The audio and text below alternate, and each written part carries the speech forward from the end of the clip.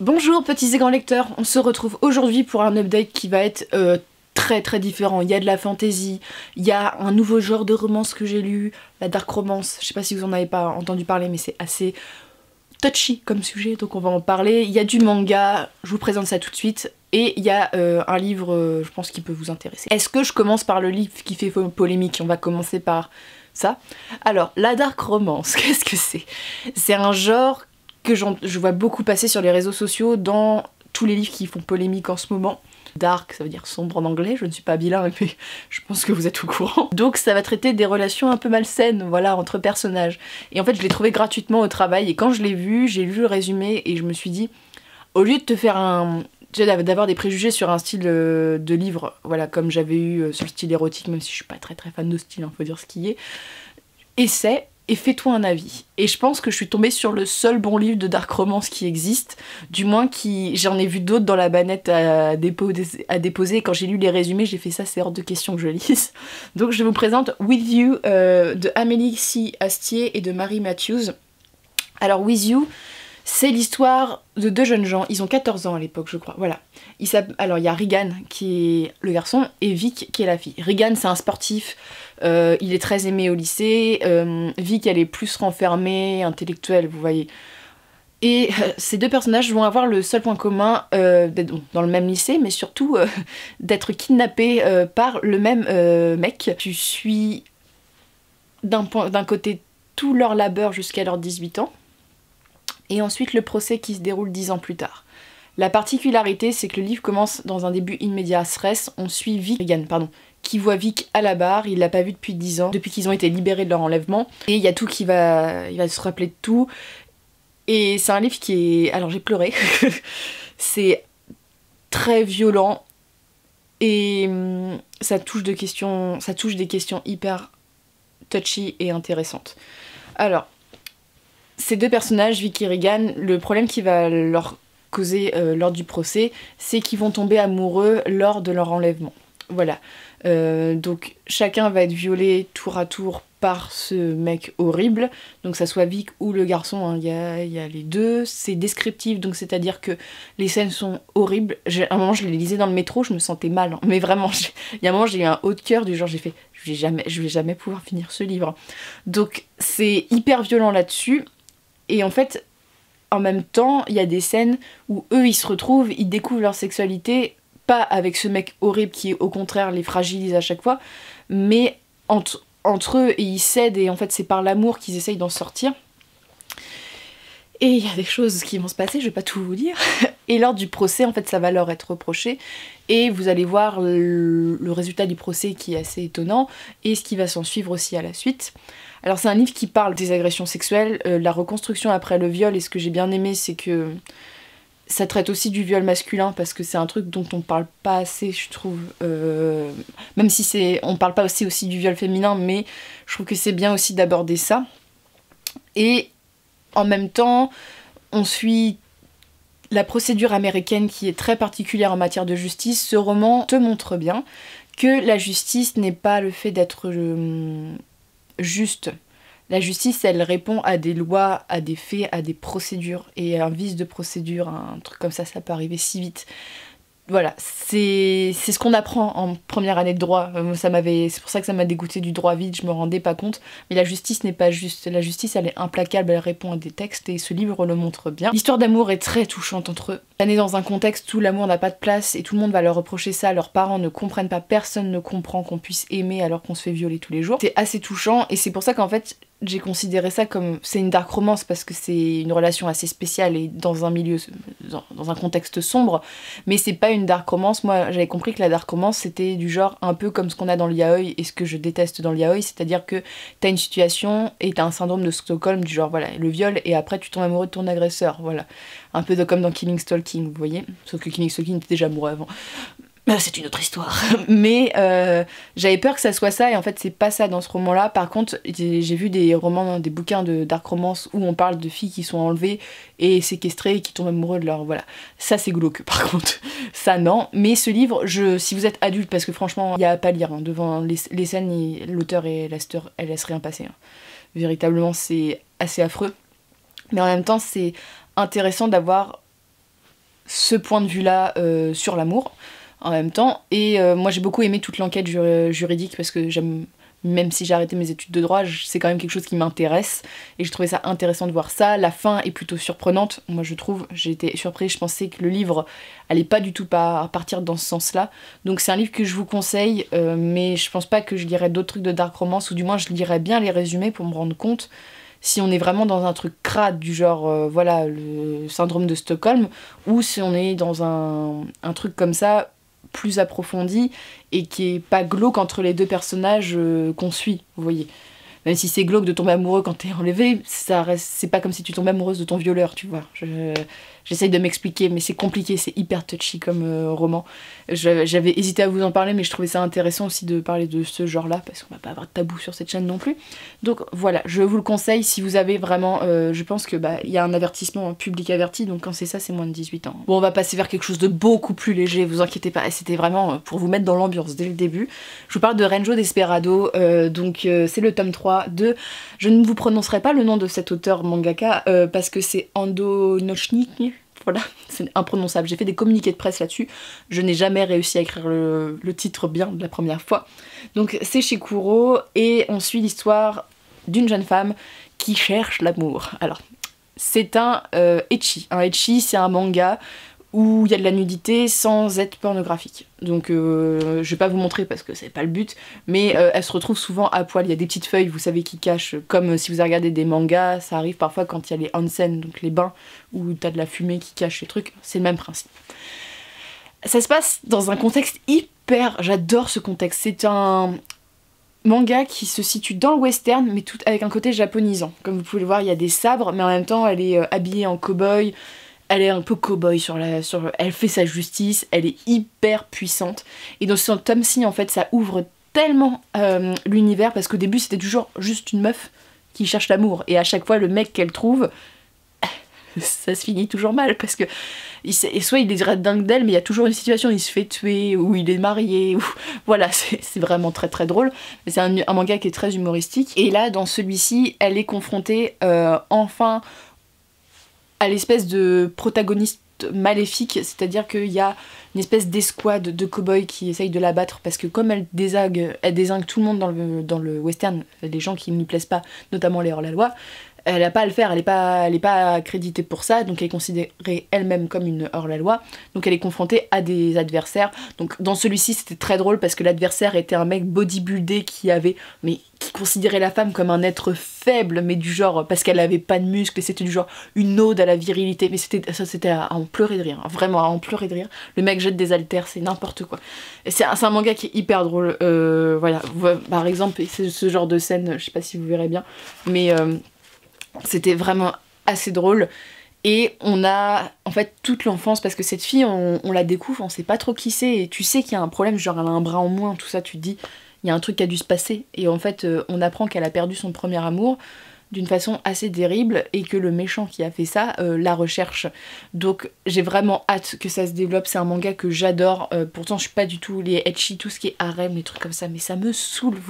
Je regarde, dès que je vois un manga où il y a des triangles amoureux maintenant, mais je zappe, mais vraiment, je zappe, je supporte pas. Donc là, c'est traité tellement de façon humoristique, et l'univers est tellement riche, et le personnage est tellement intéressant, et la femme est tellement mise en avant comme étant une femme badass, parce que c'est pas la seule, hein. Du genre, c'est pas un objet de... La femme, c'est pas un objet dans ce livre. Et ça, c'est vraiment hyper positif, je trouve, notamment au Japon. Donc voilà, je vous conseille ce manga qui a pour l'instant 3 tomes, et je crois que le 4e va bientôt sortir. Mais c'est vraiment très drôle, très frais, et je trouve hyper novateur dans le style, dans les dessins, et notamment dans l'univers que je trouve exceptionnel. Ensuite, je vais vous parler de 2 romans, un peu de fantasy. Donc je vais vous présenter un livre... Je sais pas comment vous en parler, parce que je l'ai aimé, en même temps je lui ai trouvé plein de défauts, mais en même temps la personne qui l'a écrit, je l'aime beaucoup, donc il y a beaucoup de contradictions. Donc je parle Le souffle de Midas, donc de Alison Germain. C'est Lily Bookin sur internet, donc vous la connaissez tous. C'est l'histoire d'une jeune femme qui s'appelle Louise, et ce qui est très drôle, c'est que je connais une Louise, et en fait elle a à peu près la même couleur de cheveux et les mêmes taches de rousseur, ça m'a perturbée sur le coup. Et Louise, elle est étudiante, elle travaille dans une boutique ésotérique, jusqu'au jour où il y a une vieille qui lui donne une pierre, dit qu'est-ce qui se passe, et en revenant sur le chemin, elle trouve une jeune fille mais du genre à moitié démembrée, vous voyez, sanguinolente, qui l'embrasse. Voilà, elle meurt en l'embrassant, et qui lui donne en fait ce qu'on appelle le souffle. Et le souffle, c'est tout un rapport avec la mythologie, la légende de Midas, donc si vous connaissez pas, lisez le livre, mais bon, je pense que Midas est quand même assez connu dans la légende grecque. C'était un livre qui était hyper original. J'avais beaucoup aimé le fait qu'on reprenne le mythe de Midas, qui est pas du tout repris d'habitude, hein. Je crois que c'est un des premiers livres que j'ai lu là-dessus. Moi qui adore tout ce qui est antiquité, j'étais très contente. Le personnage d'Alison, je l'ai bien aimé parce qu'elle est forte et c'est un peu une fille qui aime les livres, l'Angleterre, bah voilà, moi aussi, tu vois. Donc il y a l'identification. C'est juste que... on va rencontrer un jeune homme, hein, voilà. Mais je trouvais que ça faisait un peu urban fantasy parfois, et ça faisait un peu cliché du bas urban. En fait, je sais pas où c'est, parce que après Carrie de Marie Moning, je peux plus rien lire. Je trouve tout fade, ce qui est peut-être possible, mais je l'ai trouvé un peu trop viril et du genre corps étincelant, vous voyez. Voilà, c'est juste ça qui m'a gênée. Mais je suis un peu dans ce mood là de pas la perfection du corps. Je sais pas, ça fait 2-3 lectures que je me dis oh ils sont trop beaux, ça m'énerve. C'est très bizarre de se dire ça, mais bon. Mais sinon c'est un récit qui était très intéressant, mais j'ai trouvé ça super court. Alors ça m'a fait l'effet... Alors c'est peut-être parce que j'ai lu beaucoup de romans longs, mais il fait à peine 300 pages et j'étais un peu sur ma faim, on va dire. La fin est hyper surprenante, j'ai beaucoup aimé la fin parce que ça renvoie à un truc... hyper intéressant, et j'ai hâte de lire le tome 2. En fait je pense que c'est une grosse introduction et que le tome 2 va être forcément mieux. Mais voilà, j'ai une petite réserve sur le personnage masculin où j'ai pas trop accroché, et je pense que ça aurait pu être beaucoup plus approfondi et dans le détail en fait. Je l'ai trouvé un petit peu léger à cause de ça. Désolée, me voilà, petite coupure technique. Donc c'est un livre que je vous conseille pour son originalité, son personnage féminin intéressant. Il y a aussi un truc qui me revient, voilà, dans les points un peu négatifs, mais c'est particulièrement mon avis là-dessus. Il y a beaucoup de détails, type, elle cite Paulana Books, vous savez, la youtubeuse américaine qui parle très fort et très vite. Elle cite beaucoup de trucs réalistes, ce qui fait que moi ça m'a sorti de la lecture. Mais je sais qu'il y a des gens qui adorent ça, donc moi c'est mon avis là-dessus, mais c'est un des trucs qui m'a fait clocher. Qui m'a fait clocher, c'est pas français, mais qui m'a fait clocher, qui m'a fait tilter, voilà. On reparle français. Donc voilà, c'est un livre que je vous conseille. Il est bien, même s'il est pas parfait, voilà. Donc j'attends le tome 2, je le lirai sans hésitation. Et il faut dire que je l'ai lu même pas ça en une journée, on va dire. Donc ça veut dire que c'était quand même très intéressant et que j'avais envie de connaître la suite. Mais voilà, je vous le conseille quand même. Et ensuite je vais vous présenter un livre bien de fantasy, là, on est dans le fantasy... pur et dur. Donc Brent Weeks, La Voix des Ombres, je viens juste de le finir, je l'ai fini hier. Donc c'est le premier tome d'une trilogie. Brent Weeks, c'est un grand auteur de fantasy, et on suit l'histoire d'un jeune homme qui s'appelle, je ne sais plus comment parce que le problème c'est qu'il change de nom au cours de l'histoire, mais Azoth.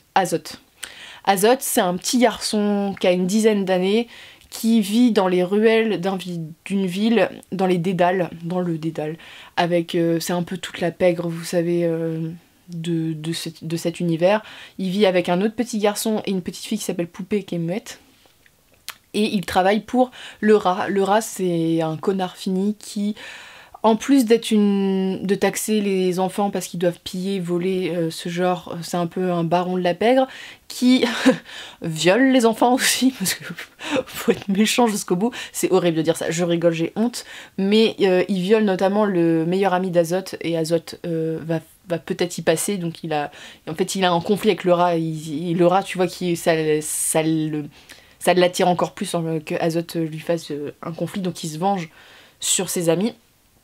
Et Azoth, c'est un peu dans un contexte asiatique au début, j'ai vraiment imaginé un peu le personnage asiatique dans le sens qu'on parle de roseau, un peu une ambiance comme ça, vous voyez.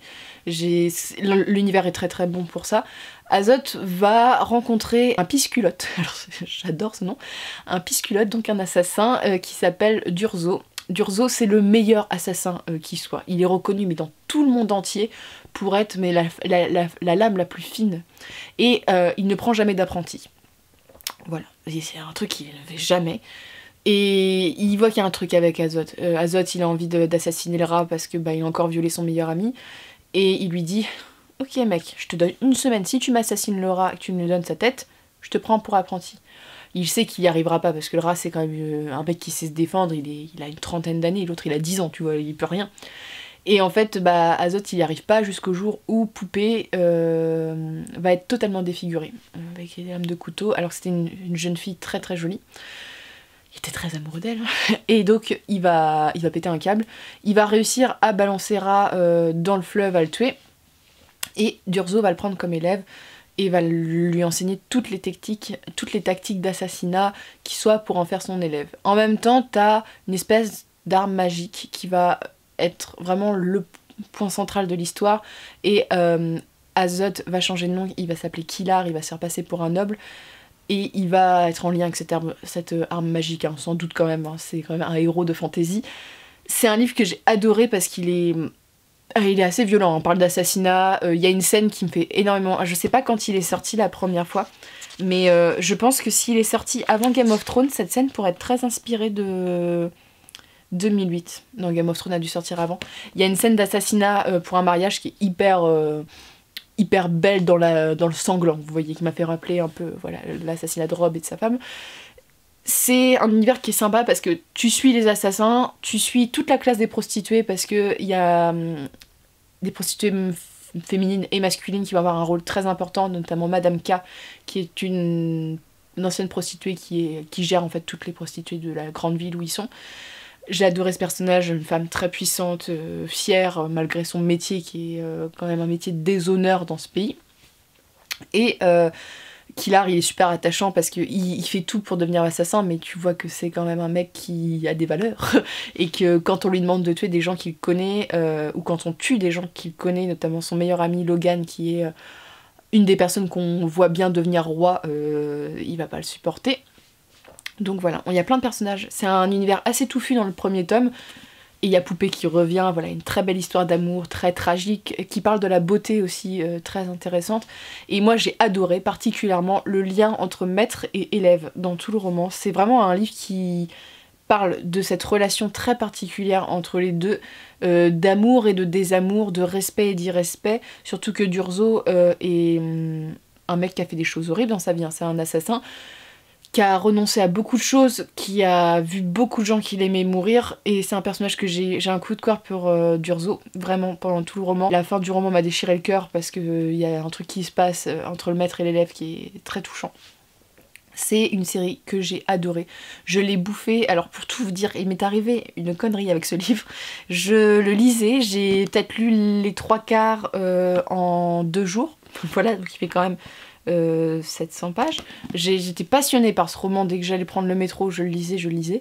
Et en fait, je l'ai oublié au boulot, mais je ne retournais à cet endroit du travail que 2 semaines après. Donc j'étais un peu dans un état de frustration extrême. Mais c'est vraiment un livre que je vous conseille si vous aimez la fantasy. C'est un personnage masculin qui est hyper attachant, pas cliché pour un sou, parce qu'en fait, il veut pas devenir roi. C'est ce que j'ai bien aimé, c'est que c'est pas un mec qui va devenir roi. Lui, il bute des gens, voilà, c'est son truc. Et c'est un petit peu dark dans ce coin-là. Et voilà, il y a des problématiques, il y a quand même du viol, hein, notamment au début. Voilà, on est dans un monde assez difficile. Ça m'a fait un peu penser à l'univers de l'Empire brisé, vous voyez, un truc assez glauque qui arrive à des enfants et qui deviennent des adultes horribles en fait, et sans foi ni loi. Donc je vous conseille, je lirai la suite. Et si vous avez lu des romans de Brent Weeks, je veux bien, je suis preneuse. Donc voilà. C'en est tout pour mes lectures.